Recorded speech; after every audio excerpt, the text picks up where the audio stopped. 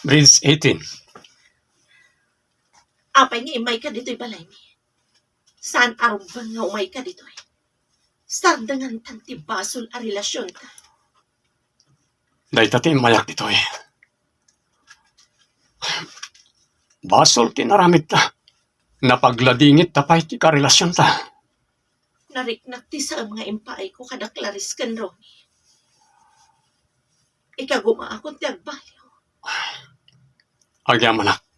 Tagpadata na kaamiris. Mangnamnamak. Ngayon ton agawid ni Clarice. Kat mornos mi pa'y ti amin. Agbaliw akon. Tana amiris ko a basol ti mangisukat iti asawa. Kasta akmat. Agbaliw akmat.